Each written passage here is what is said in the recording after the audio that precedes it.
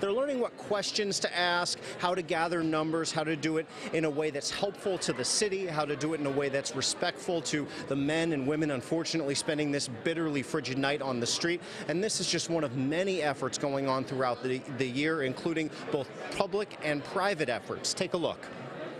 The happiness you get from giving back, that's the stuff that really lasts. Brothers Nick and Mike Fiorito are on the streets every day working to hand out blankets through their organization, Blankets of Hope.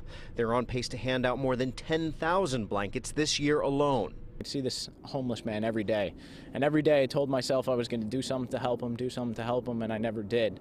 But then when we finally quit our jobs, I guess I had some time on my hand, and there was this one sleepless night that man's face came back to me, and a little voice in my head whispered, like, if not now, when? Now in their third year, the brothers see and hear the very real stories of homelessness each day.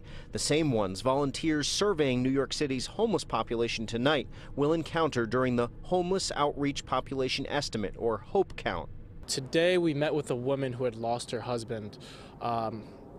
Honestly, every single time you go out, it's just a perspective check. You realize that you are just so incredibly blessed, and there are people out there less fortunate that need your help. Homelessness don't happen overnight.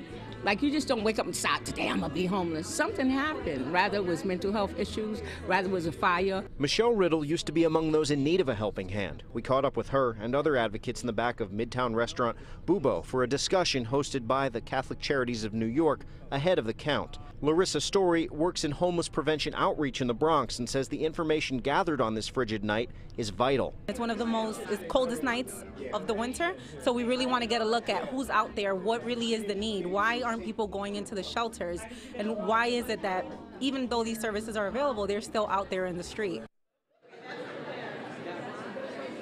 We are also seeing many elected officials and borough presidents out here at this event. I spotted Councilman Ben Kalos and Manhattan Borough President Gail Brewer here. They're trying to get this firsthand information, in many cases volunteering themselves. By the way, last few counts have shown us that there are about 3,500 homeless men and women unsheltered each and every night on the city streets. That's a bit up from the previous years, from 2015, 2016, when the number was closer to 3,000. They're trying to make this as scientific as possible, including 200 decoy homeless people to sort of check the volunteers' work. So this is very, very serious work that includes even trying to fake some of the volunteers out to make sure the data is being collected correctly.